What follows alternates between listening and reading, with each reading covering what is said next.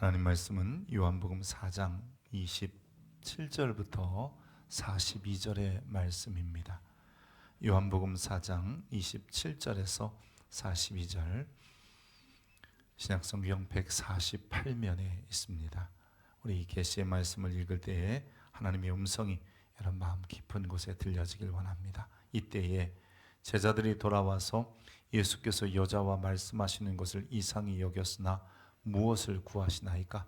어찌하여 그와 말씀하시나이까? 묻는 자가 없더라.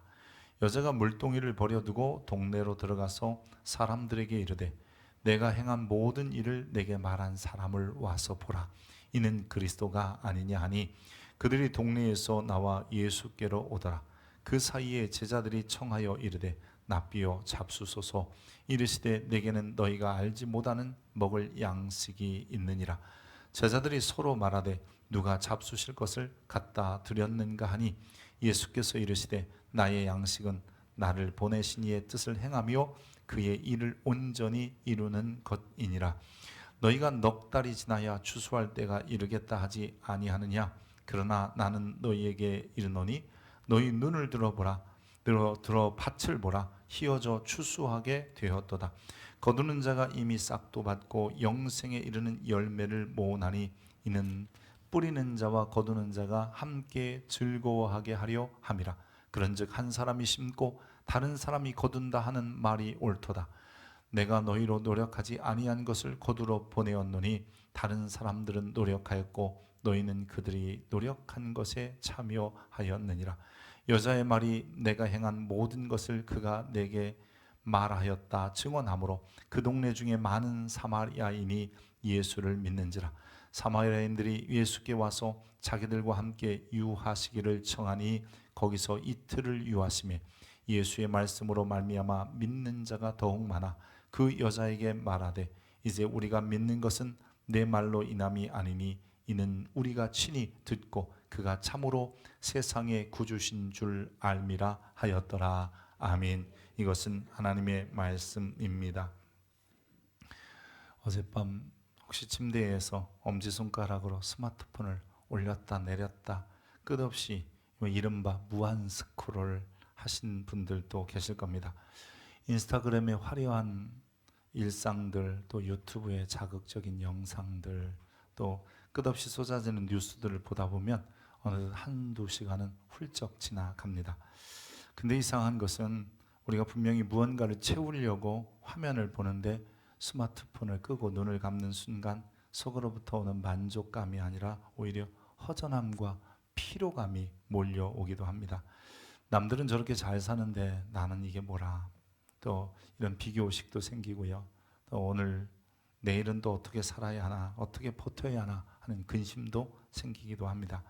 현대 IT 심리학자들은 이렇게 무한 스크롤, 그저 손으로 올렸다 내렸다 하는 이 인간의 보상 심리를 자극하지만 결코 만족할 수 없는 이 디지털판 목마름이라고 정의합니다.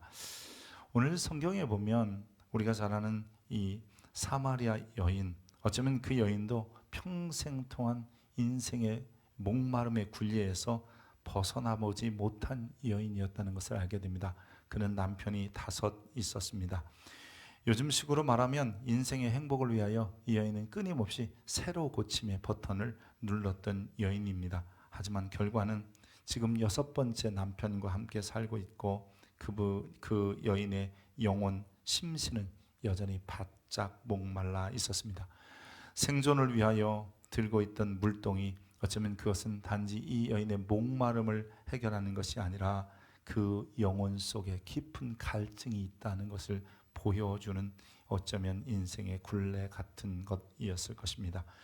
오늘 우리는 이 여인이 어떻게 인생의 목마름의 굴레에서 벗어나서 손에 쥐었던 물동이를 내어버릴 수 있었는지를 살펴보려고 합니다. 지금 이 수가성 여인과 예수님의 대화를 우리가 3번째 살펴보고 있습니다. 이 수가성 근처에 있는 야곱의 우물에 물 길러왔던 여인이 예수님과 첫 만나서 예수님의 첫 인상은 이랬을 겁니다. 이상한 유대인. 왜냐하면 사마리아인인 자기에게 물을 달라고 했기 때문이에요. 그러다가 그 대화 중에 생수의 이야기를 듣고 예수님이 선지자가 아닐까 하는 생각을 하게 됩니다. 그리고 그는 선지자에게 예배에 대해서 묻고 그리고 답을 듣다가 그분이 메시아라는 사실을 발견하게 된 것이죠. 인생의 가장 위대한 발견은 예수님이 메시아인 것을 믿는 겁니다. 그것을 발견하는 겁니다. 여러분, 메시아라는 말은 히브리 말, 그리스도라는 말은 우리가 헬라 말이고요. 영어는 크라이스트라고 하고, 또 우리말로 그대로 번역하면 제일 좋은 번역이 구주 혹은 구세주입니다. 하나님은 메시아를 세상에 보내셔서 그를 믿는 자들에게 하나님의 자녀가 되게 하시고, 또한 사람들이 잃어버렸던 영생이라는 것을 회복시키려 하셨습니다. 여러분, 인생의 진정한 목마름의 굴레에서 벗어나는 것은 예수가 메시아인 것을 발견하고, 여러분, 그 유일한 하나님께 나가는 길 혹은 영생을 얻는 방법이라는 것을 알면 가능합니다. 요한복음 예수님의 오심의 이유를 영생, 즉 우리의 인생의 굴레에서, 갈급한 굴레에서 벗어나는 이유라고 이렇게 설명합니다. 또 오직 이것을 기록하면 너희로 예수께서 하나님의 아들 그리스도이심을 믿게 하리 하며 그리스도를 믿음으로 말미암아 너희가 영원한 생명을 얻게 하려고 한다. 이게 바로 예수님이 세상에 오신 목적이고 요한복음을 기록한 목적이기도 합니다. 예수님, 즉 그리스도이심을 믿고 발견하는 순간 이 여인은 그동안 자신이 의지하고 또한 붙잡고 살려 했던 남편들, 그리고 생존의 물동이까지도 내려놓고 그토록 피하고 싶었던 마을 사람들에게 내가 내려가서 내가 메시아 그리스도를 만났다, 와서 보지 않겠냐라고 얘기합니다. 누구나 다 예수님을 사랑의 사도 혹은 위대한 랍비 정도는 알고 있습니다. 하지만 예수님을 메시아로 믿는 것은 조금 더 어려운 신앙의 과정들이 필요하고, 때로는 여러 가지 환경들 속에서 예수님을 메시아로 만나게 됩니다. 어떤 이들은 먹고 사는 문제로 인해서 고통스럽다가 예수를 만나기도 하고요. 어떤 분들은 마음에 평안이 없어서 교회 가면 평안을 얻는 데더라, 이 소리를 통해서 결국 예수님을 평안의 주님으로 만나기도 합니다. 어떤 분들은 아무도 나를 알아주지도 않고 인정해주지도 않는데 주님은 나를 자녀로 받아주시고 인정해 주셔서 내가 주님 앞에 가면 늘 내 자존감이 세워져, 그래서 오시는 분들도 있고요. 일부는 내가 존재 목적 자체가 무엇을 위하여 살아야 되는지 몰랐는데 주를 위하여 산다고 하는 것 때문에 예수님을 만나기도 하고요. 어떤 분들은 처음부터 영생에 대한 갈급함, 내가 어떻게 하면 영원히 살고 또 좀 더 좋은 영원한 나라에 들어갈 수 있을까 해서 예수님을 메시아로 만나기도 합니다. 어떤 상황 속에서든지 예수님을 메시아로 만난 인생들을 가만히 살펴보면요, 인생의 굴레, 그렇게 자기를 얽매이고 있던 것들로부터도 자유하고 물동이나 의지했던 남편들로부터도 여러분 자유하게 되는 모습을 보게 됩니다. 그런데 문제는 우리가 예수를 메시아로 만났음에도 불구하고 우리는 여전히 다른 것을 의지하고 여전히 물동이로 치고 살지는 않는가 하는 것입니다. 이게 쉽게 내려놓아지지 않는 이유는요, 걱정이 앞서기 때문입니다. 다 내려놓으면 나는 어떻게 산단 말인가, 다 내려놓으면 당장 생활고에 시달릴 텐데.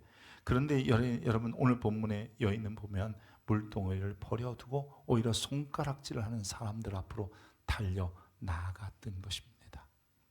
자, 이제 우리가 이 여자 얘기는 좀 그만해보고요, 제자들 얘기를 좀 오늘 본문을 통해서 해보려고 합니다. 여인과의 대화, 즉 이 예수님이 생수와 예배에 관한 이야기를 하는 동안에 이 제자들은 마을로 가서 먹을 거리를 구하러 갔었습니다. 제자들이 음식을 구하여 우물가에 돌아왔을 때 예수님과 여인의 대화는 이제 막바지에 이르고 있었습니다. 제자들이 잠시 옆에서 예수님과 그 여인의 대화를 듣고 있는 겁니다. 여인이 대화를 마치자 갑자기 물동이는 그냥 두려고 그냥 그 자리에 두고 마을로 내려가는 모습까지 제자들이 보게 됩니다. 그리고 나서 제자들은 이제 자기들이 구해온 음식을 꺼내놓고 예수님 잡수세요, 드세요 라고 얘기를 해요. 그때 예수님께서 뭐라 하냐면 내게는 너희가 알지 못하는 양식이 있다. 음식을 보신 예수님께서 음식을 드시지 않고 내게는 다른 양식이 있다라는 소리를 하자 제자들 생각에는 혹시 누가 예수님께 음식을 갖다 드렸는가 하는 생각을 하게 되는 거죠. 예수님도 시장하셨고 아무것도 잡수신 것이 없던 상황이었습니다. 하지만 제자들의 깊은 곳을 아셨던 주님께서 그렇게 말씀하신 이유는 주님의 진정한 양식이 무엇인지를 말씀하기 원하셨던 것이죠. 오늘 본문 4장 34절 같이 한번 읽어보겠습니다. 예수께서 이르시되 나의 양식은 뜻을 행하며 그의 일을 온전히 이루는 것이. 좌우에 좀 꺼줄래요? 제가 눈이 도저히 아파서 안 되겠네요. 거기 좀 눌러줘. 네. 예수님의 양식은 자식의 욕구나 필요를 채우는 것이 아니라 하나님의 뜻을 행하는 데 있다라고 하십니다. 여러분, 하나님의 뜻이 무엇일까요? 우리는 종종 나를 향한 하나님의 뜻이 무엇이냐고 묻는 경우가 많이 있습니다. 여러분, 하나님의 뜻은 하나님의 일을 하는 겁니다. 내가 이것이 하나님의 일이라고 한다면 그 일을 감당해내는 것이 하나님의 뜻이라는 것을 알아야 하는 거예요. 우리를 향한 하나님의 뜻, 그것은 내가 하나님의 일을 하며 사는 것임을 기억해야 합니다. 그 일이 무엇인지 점점 이제 얘기를 해보자고요. 예수님은 자신이 그리스도이셨기에, 즉 메시아이셨기 때문에 메시아의 일을 하시는 거예요. 문 영혼을 하나님께 나오도록 하는 것이 바로 예수님에게는 하나님의 일이었습니다. 이것이 하나님의 뜻이며 이것이 자신의 배고픔보다 먼저라고 생각하셨어요. 그래서 배고픔도 잊으신 거예요. 우리도 여러분 일을 하다 보면 밥 시간이 지난 때를, 즉 시간을 놓치기도 해요. 벌써 이렇게 됐어? 나 배고픈지도 몰랐다. 배고픈지 모르는 게 아니라 일에 열중하다 보면 그 시간을 놓쳤던 것이지요. 예수님은 하나님이 주신, 즉 하나님의 일, 하나님의 뜻을 감당하고, 즉 여인을 구원할 뿐만 아니라 사마리아의 복음을 전하는 그 역할을 위하여, 그 일을 위하여 배고픔도 잠시 잊으신 것입니다.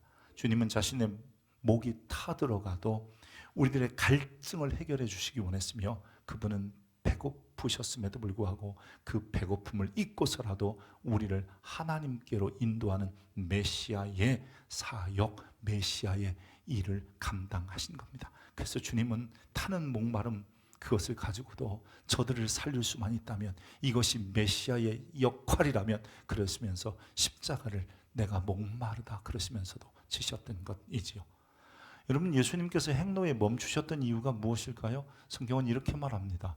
예수께서 길 가시다가 피곤하여 우물 곁에 정오쯤 되어서 멈추셨다라고 이야기합니다. 예수님도 인성, 즉 사람의 몸을 가지셨기 때문에 안 드시면 배고픈 분이고요.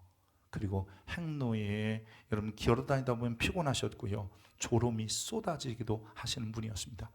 근데 주님께서는 아직 덜 배고프거나 아니면 배고픔을 못 느껴서가 아니라 자신은 하나님의 일, 하나님의 뜻을 이루는 것이 배고픔보다 앞선다라고 제자들에게 지금 말씀하고 계시고, 지금 그들에게 내가 지금 먹는 것보다 더 중요한 것은 하나님의 일을 하는 것이다 라고 하시는 겁니다. 그러면서 주님께서 제자들에게 이렇게 말씀하세요. 너희는 넉 달이 지나야 추수할 때가 이르겠다 하지 아니하느냐. 이것은요, 시기적으로 보면 6월절과 수장절 사이의 시간을 얘기해요. 그러니까 아직 논밭을 보면 곡식이 익지 않고 파란 상태라는 거예요. 맞아요. 근데 주님께서 뭐라고 하시냐면, 그러나 나는 너희에게 이르노니 너희 눈을 들어 밭을 보라, 희어져 추수하게 되느니라. 이것은 논밭에 있는 곡식을 이야기하는 게 아니에요. 주님께서 바라보신 곳은 굳이 지나가려고 하셨던 사마리아 땅의 영혼들을 바라보시면서 그 영혼은 추수할 때가 되어서 희어져 있는데 라고 말씀하고 계시는 거예요. 주님은 죽어가는 영혼을 바라보면서 지금 음식 먹을 시간이 어딨냐, 지금 쉴 시간이 어딨냐, 지금 물 마실 시간이 어딨냐 라고 말씀하고 계시는 겁니다. 거두는 자가 이미 싹도 받고 영생에 이른 열매를 모으나니 이는 뿌리는 자와 거두는 자가 함께 즐거워하려 함이라. 이미 저들에게 복음에 대한 준비는 되어 있다. 너희는 이제 너희가 노력도 아니한 것을 내가 거두려 보내지 않았느냐? 다른 사람이 노력하여 뿌린 것에 대해서 너희는 참여만 하면 되는데 라고 하시면서 주님은 너희가 받은 싹이 뭔 줄 아느냐? 그 싹은 너희에게 이미 주어진 영생이다라고 하는 겁니다. 여러분, 우리들도 역시 마찬가지입니다. 내가 주님께 받은 가장 큰 복이 무엇이겠어요? 가장 큰 값이 뭐겠어요? 영생입니다. 여러분, 여기서 아멘 하기를 축복합니다. 우리가 예수님이 이 땅에 오신 이유도 우리에게 영생을 주시기 위한 것이었고, 우리가 받은 가장 큰 은혜 중에 은혜는 영생인 거예요. 그래서 그 영생을 받았다면 이보다 큰 싹이 어디 있겠느냐? 그러면 그 싹을 받았다면 우리도 이제는 또 다른 사람들, 즉 휘어져 추수하게 되어 있는 저 사마리아 사람들을 바라보라. 주님이 제자들에게 그렇게 말씀하시면서 식사할 겨를도 없다. 오늘 우리는 하나님의 뜻을 위하여 어떻게 살아가고 있는지 우리 자신을 돌아볼 필요가 있습니다. 우리는 우리의 육의 눈으로 보면 아직 봄이지만 영적인 눈으로 보면 지금 추수할 때가 아니겠습니까?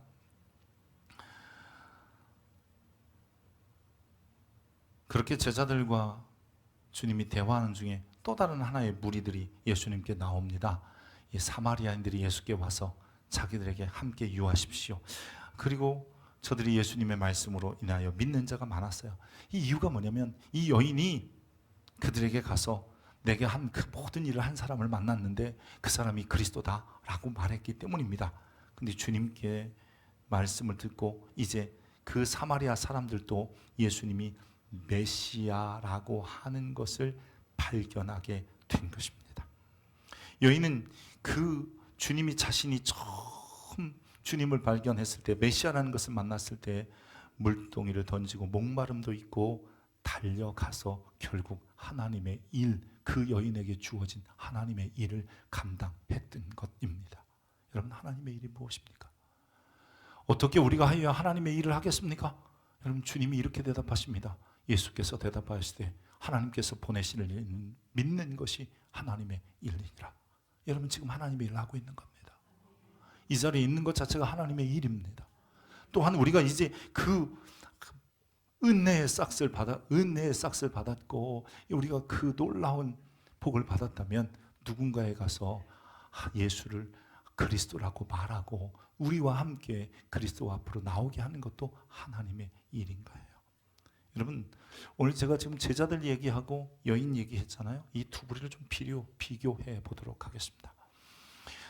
사마리아 수가성에 제자들이 내려갔던 이유는 딱 하나입니다. 음식을 구하러 갔습니다. 여인도 여러분 이 우물에 나온 이유는 딱 하나입니다. 물을 구하러 왔습니다.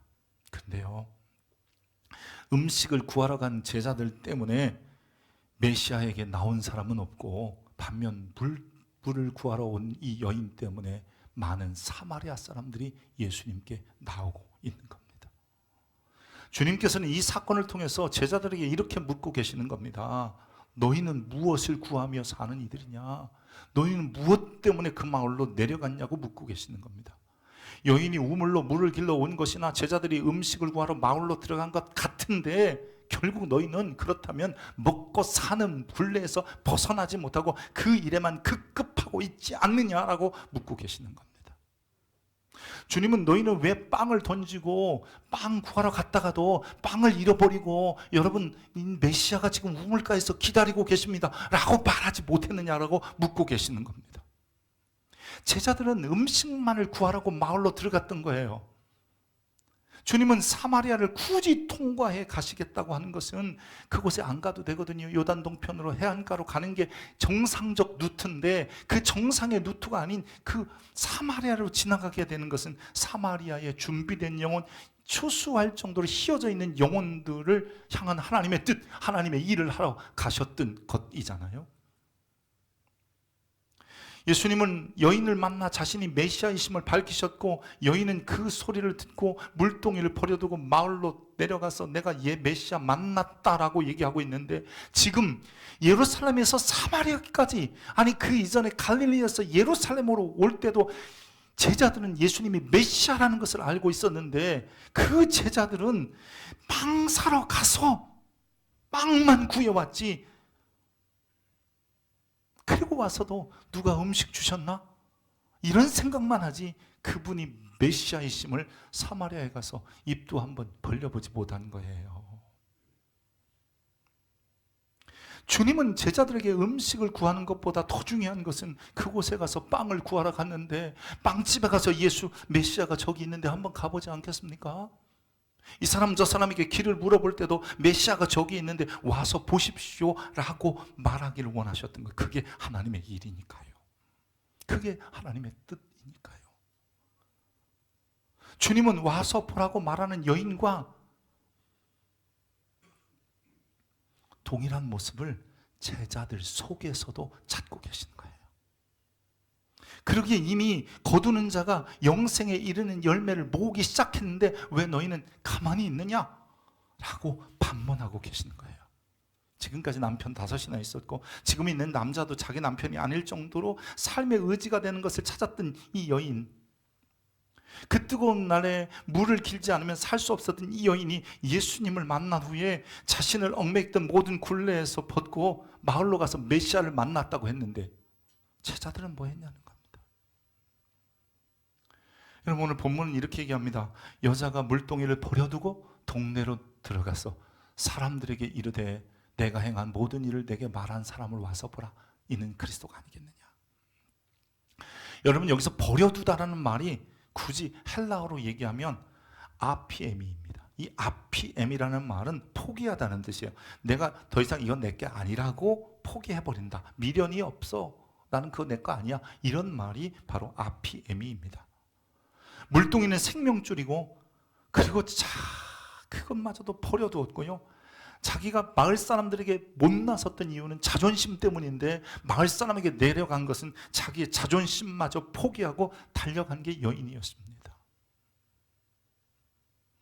이제 자기는 물이나 의지할 것을 붙잡고 사는 게 아니라 나는 영원히 솟아나는 생명의 생물이시며 마르지 않는 생수 같은 내가 그 메시아를 보면서 하나님의 뜻을, 하나님의 일을 하며 살겠다라고 여인은 다짐한 겁니다.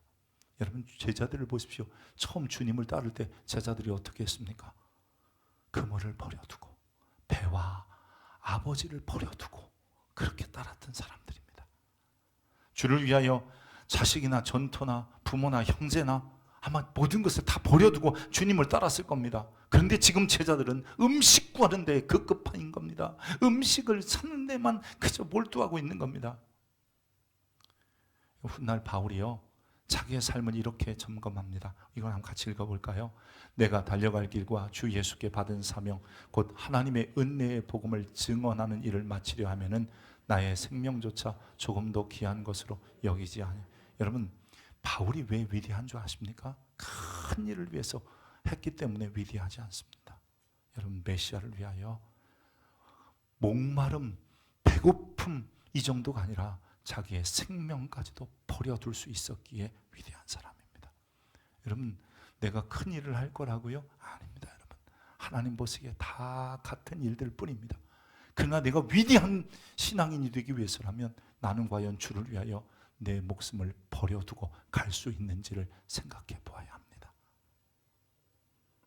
주님은 제자들에게 그렇게 버려둔 너희가 하나님의 일을 하느냐? 즉 그렇게 다 버려두고 쫓았다고 하는데 과연 너희가 하나님의 일을 하고 있느냐라고 묻고 있는 것입니다. 제자들뿐만 아니라 우리에게 동일하게 묻습니다. 처음 신앙, 처음 사랑은 어디 있습니까? 처음 구원받았을 때의 감격이 어디 갔습니까? 첫 성찬에 눈물을 흘리던 눈물은 어디에 가 있습니까? 성령 받고 은사 체험하면서 기뻐하고 행복했던 그 시간은 어디에 있습니까? 배고픔도 잠자는 것도 있고 열정적인 신앙의 자리는 어디에 있습니까? 주님은 우리에게 이렇게 말하는 겁니다. 너희가 지금 빵을 구하러 직장으로 가느냐? 너희가 물을 길러 네가 삶의 자리로 돌아가느냐? 그곳에서 메시아를 이야기할 수 있느냐? 하나님의 일을 감당할 수 있느냐라고 말하고 계시는 겁니다.